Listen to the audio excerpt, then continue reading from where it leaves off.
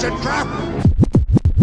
What's up, April here, and welcome back to The Struggle is Real, my YouTube channel where I do TV and movie reactions and reviews, all for your viewing pleasure, and also mine. Today I'll be reviewing the new M. Night Shyamalan movie, Trap. This will be a spoiler-free review. I do want to talk about some things, but I'm not going to ruin the movie for anyone out there that wants to go into this movie having the same experience that I did. Well, hopefully not the same experience that I did, but a spoiler-free review nonetheless. Now, for those of you that don't know, this movie follows a father played by Josh Hartnett who is taking his teenage daughter to a concert for her favorite music artist, and when he gets there, he sees a bit of an increased police presence and learns that the police are actually creating a sting operation, or a trap, as you will, for a local serial killer named The Butcher. And the audience quickly learns that Josh Hartnett's character is in fact The Butcher. These are not spoilers. This is what you learn simply by watching the trailer. And that's all I'm going to dip into in terms of the plot. Now, to keep it 100% transparent with all you, I am not a fan of M. Night Shyamalan. I do not care for his body of work. There were many years that I've gone to the movie theater and I've seen his movies, and to me they are typically pretty disappointing from my standpoint.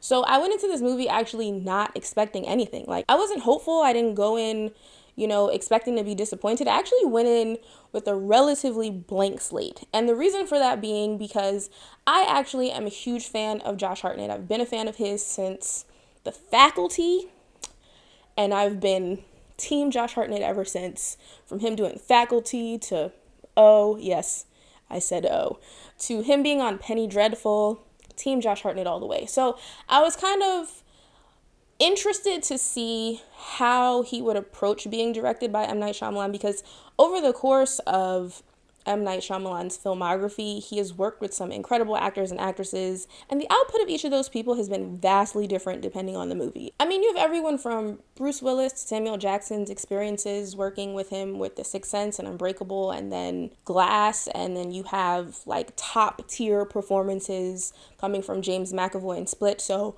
I didn't really know what to expect, but I know that obviously Josh Hartnett is a very capable actor. So with that being said, I'm going to go into this review for you guys giving a compliment sandwich, okay? The bread of the sandwich is going to be the things that I took a positive note of, and the meat and potatoes, the innards of the sandwich, the meat and cheese and lettuce, all the things inside are going to be the things that I did not care for. Let's start with the bread. So obviously, I said I'm a fan of Josh Hartnett. I feel like he did a fairly good job representing the character that was given to him by M. Night Shyamalan as this serial killer.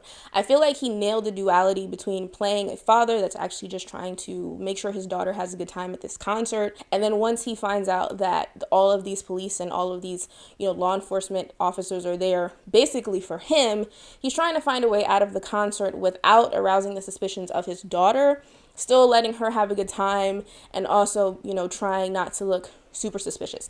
And I kind of feel like over the course of that, even from the trailer, I don't know if you all could see it, but from the trailer, what I got going into it was that he was already kind of wearing a mask. He already was putting on a facade as being a father and then being a serial killer. And I think that is what I saw. The moments where he was being a dad, he was a dad. Like, he was in it being a father. The moments where he was a serial killer talking to other people that was not his daughter, you could see that he was putting on a mask of someone that was trying to essentially keep up appearances for the sake of getting what he wanted. I did appreciate that his character, for the most part, was making very interesting decisions in terms of the creativity level that he needed to try to escape the trap that he was being put in by the police. Now, with that being said, I'm gonna smooth my way into the meat of the sandwich, the things I didn't like. With Josh Hartnett's character being clever and trying to get away from the situation that he's in, you have other characters in the movie that almost are lessened and diminished in terms of like their cleverness or smarts or wits for the sake of showing how clever his character is. And to me, that didn't make any sense. Now, one of the characters, and this was a character that was presented in the trailer, so once again, there's no spoilers here, was the young gentleman that was working at the stadium, the black guy who was basically telling Josh Hartnett's character, like, hey, the police are looking for the butcher. Now, to me, when I saw that, I kind of was a little bit irritated because I didn't feel like that was how anyone would approach that situation. I thought it a bit odd that this person who was working in customer service at a large arena where there is a huge concert going on, and he's giving away that much information to a complete and utter stranger that he does not know. To my end, I would feel like this person, seeing all these police there at a place that he typically works and going through all the protocols that are necessary to make sure that this event takes place, would actually just want to go to work that day, do what he needs to do to go home safely. Not chat it up with a random stranger that actually may or may not fit the profile for the type of person that the police are looking for. That to me was a huge plot hole, and the way that it was delivered was also extremely jarring. Now, I have to give credit where credit is due because as I'm watching this movie, and as I've seen in all of the other M. Night Shyamalan movies, the portrayal of his characters and the delivery of their words and dialogue has always been a bit off. We lost contact. With whom? Everyone. It almost seems robotic, without emotion. And I have to give credit to fellow YouTuber Jeremy Jans because he actually said in his review the most perfect thing that I've ever heard in terms of M. Night Shyamalan's movies and how those characters are portrayed. They feel like NPCs. Now, NPCs, for those of you that are not gamers, are non-playable characters. They are characters in a video game that you just walk up to and straight up get information from. That is their sole purpose in a game. And he's right. All of these people that are not the main characters in any of his movies, or sometimes actually even the main characters in his movies, now that I think about it, are basically operating like NPCs. They literally exist to give out information, and then after that, they're done.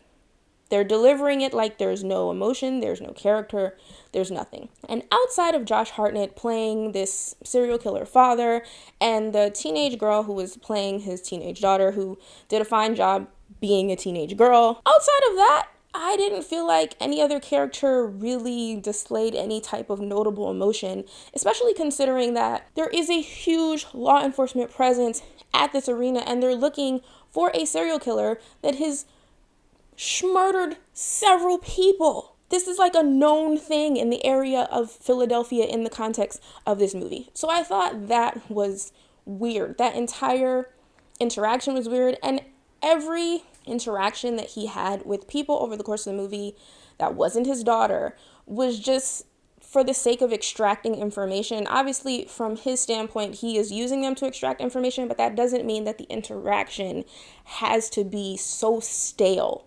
And that's something that has always been prevalent throughout M. Night Shyamalan movies, so obviously nothing has changed here. Another thing that I didn't particularly like was the movie was okay in the arena setting, but once the third act came, the movie kind of completely fell apart. There were already several plot holes leading up to that point, but once it got to the third act of the movie, it just crumbled. It fell apart. Like trying to build a sandcastle on the beach and the sand is a little bit too dry, or someone made cornbread at Thanksgiving and it was dry and you need copious amounts of gravy to get through eating it.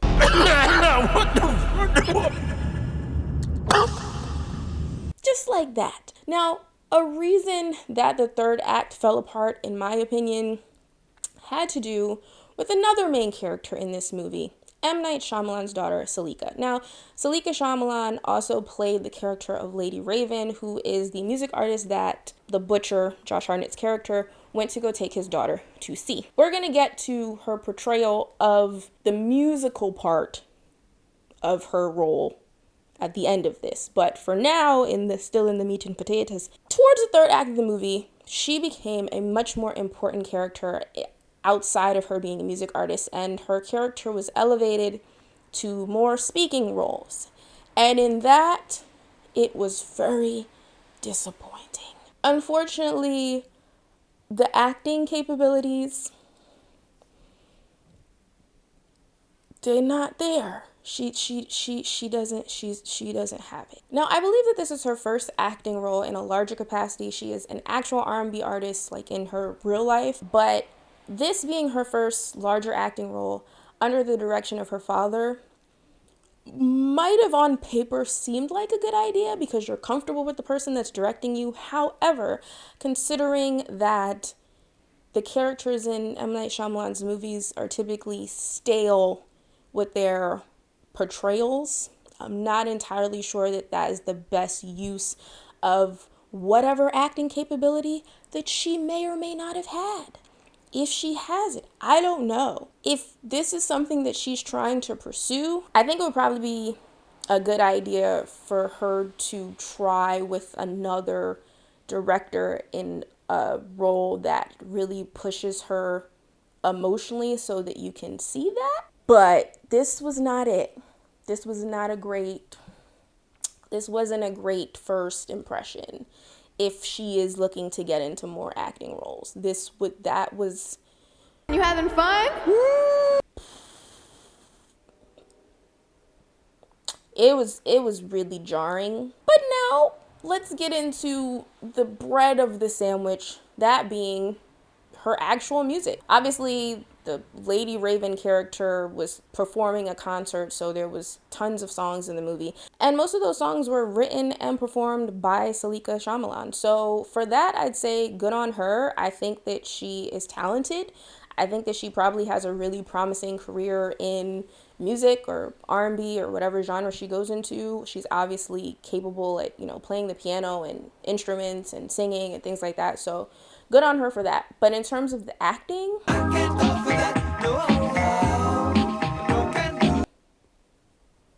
to me, I think that where this movie was successful was as a really long music video for his daughter's career. Like, if the goal of this was to prop up her singing and her musicality, so that other people can realize how talented she is, I'd say that he did a good job with. And also Josh Hartnett being and having an amazing time playing the duality of this serial killer dad. Those two things, cool. Outside of that, I cannot find any qualities that I enjoyed about this movie. The movie was what the movie was. I mean, like I said, I entered the movie feeling nothing, and to be honest with you, I left the movie feeling nothing still. I am immune. I feel nothing. I think the highlight for me, though, was that I was sitting next to this couple, and they were actually kind of livid. They after the movie, they were so upset at how the movie went and thought it was so terrible that they went to go get their money back, which was just so. I don't know if they were fans of his. I don't think they were fans of his. I just think they were just really upset at the outcome of the movie, which to me was more comical than anything. But shout out to that couple because they made my end of movie experience pretty fun. Anywho, thanks so much for joining me for this review of M. Night Shyamalan's Trap. Have you seen Trap? Did you like it? Did you not like it? Did you think that it was better than some of M. Night Shyamalan's other movies? That it's moved up from his last things? I can't even say that with a straight face, but if you do, if you've seen it, if you haven't seen it, if you don't intend on seeing it, if you'd rather wait for it to come on streaming, or if you're just finished with, him completely, let me know about it in the comment section below. If you've liked this video, be sure to give it a thumbs up and subscribe if you want to see more videos like this, more movie and TV reactions and reviews. And for The Struggle Is Real, I've been April, and I'll see you real soon. Peace. Ah!